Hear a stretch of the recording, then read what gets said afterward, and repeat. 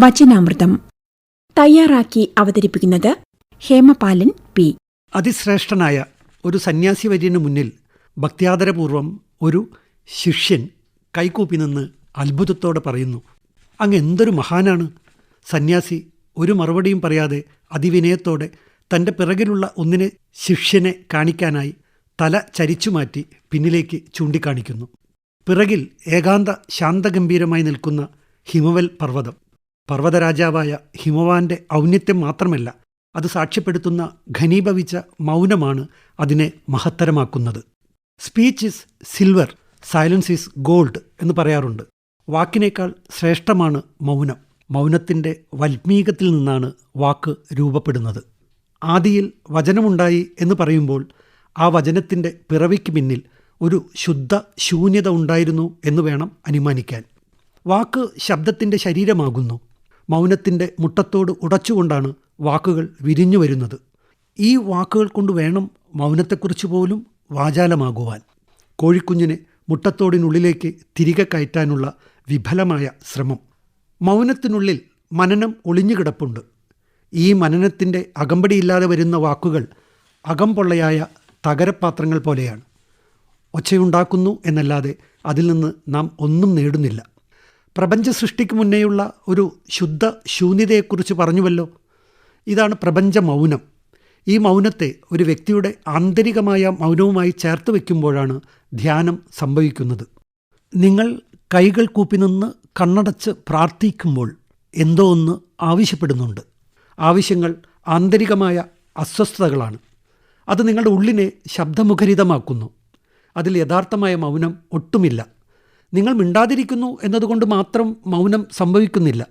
നിങ്ങളുടെ മനസ്സ് ഹിമാലയത്തിലെ ശാന്തഗംഭീരമായ നിശബ്ദതയെ ഒരംശമെങ്കിലും ഏറ്റുവാങ്ങുന്നു എങ്കിൽ നിങ്ങൾ മൗനിയാണ്. ഈ ശാന്തത തേടിയാണ് ഋഷിവര്യന്മാർ ഹിമാലയ സാനുക്കളിലെ ഏകാന്തത തേടിപ്പോയിരുന്നത്. അവർ സ്വന്തം മൗനത്തെ അനാദിയിലെ മൗനവുമായി ചേർത്തുവെച്ചു. പ്രപഞ്ച സൃഷ്ടിക്ക് മുൻപുള്ള അനാദിയിലെ സൈലൻസ് അവരുടെ ബോധമണ്ഡലങ്ങളിൽ അനാവൃതമായി. ജീവിതത്തിൻ്റെ പൊരുൾ അങ്ങനെ അവർ കണ്ടെത്തി. എല്ലാ മതതത്വങ്ങളുടെയും ദർശനങ്ങളുടെയും ആവിർഭാവം വ്യക്തിയുടെയും പ്രപഞ്ചത്തിൻ്റെയും ആന്തരിക സമ്മേളനത്തിലൂടെയാണ് സംഭവിച്ചതെന്ന് കാണാൻ കഴിയും. ഗുഹാന്തർഭാഗത്തെ ഘനീഭവിച്ച മൗനത്തിൽ ധ്യാനനിമഗ്നരായിരുന്ന പ്രവാചകരാണ് പുതിയ ആധ്യാത്മിക ആശയങ്ങൾ ലോകത്തിന് സംഭാവന നൽകിയത്. ഒരേ സമയം സ്വീകരിക്കപ്പെടുകയും നിരാകരിക്കപ്പെടുകയും ചെയ്യുന്ന ഒന്നാണ് മൗനം. Silence is the absence of communication. Silence is the presence of communication. Silence is total communication. ഏറ്റവും ഹൃദ്യമായൊരു പാട്ട് നിങ്ങൾ റേഡിയോയിൽ കേട്ടുകൊണ്ടിരിക്കെ നിങ്ങൾ മൗനത്തെ നിരാകരിക്കാൻ ശ്രമിക്കുന്നു. ഒരു മരണവാർത്തയുമായി ഒരു ദൂതൻ അതേ അവസരത്തിൽ നിങ്ങൾക്കരികിലെത്തുമ്പോൾ അതേ പാട്ട് ഏറ്റവും അസഹ്യമായ ഒന്നായി നിങ്ങൾക്ക് അനുഭവപ്പെടുന്നു. അവിടെ നിങ്ങൾ മൗനിയായിരിക്കാനായി റേഡിയോ സ്വിച്ച് ഓഫ് ചെയ്യുന്നു.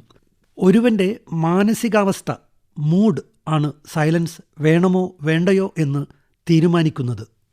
ഒരു കുഞ്ഞ് ഒച്ച വയ്ക്കുന്നൊരു വീട് ചൈതന്യമുള്ള വീടാണ്. കുഞ്ഞിൻ്റെ ബഹളം നമുക്ക് ആസ്വദിക്കാൻ സാധിക്കുന്നു എങ്കിൽ അത് ആന്തരികമായൊരു മൗനം നിങ്ങൾക്കുള്ളിൽ ഉണ്ടായതുകൊണ്ടാണ്. ആന്തരികമായ മൗനം ഇല്ലാതാകുമ്പോഴാണ് സാഹചര്യങ്ങൾ അനുകൂലമായിട്ടും നമുക്ക് സന്തോഷിക്കാൻ സാധിക്കാതെ വരുന്നത്. മൗനം നമുക്ക് സ്നേഹത്തെ ബോധ്യമാക്കി തരുന്നു. പ്രേമബദ്ധരായ കവിതാക്കൾ സ്നേഹസംഗമങ്ങളിൽ മൗനരായിരിക്കാൻ ഇഷ്ടപ്പെടുന്നു. ആന്തരികമായ മൗനമുള്ളവർ പ്രലോഭനങ്ങളെയും പ്രതിസന്ധികളെയും അനായാസം മറികടക്കുന്നു. മൗനം സ്നേഹിക്കാനും സ്നേഹിക്കപ്പെടുവാനുമായി ഹൃദയങ്ങളെ പരുവപ്പെടുത്തുന്നു. ഹേമപാലൻ പി. തയ്യാറാക്കി അവതരിപ്പിച്ച വചനാമൃതമാണ് ഇതുവരെ കേട്ടത്.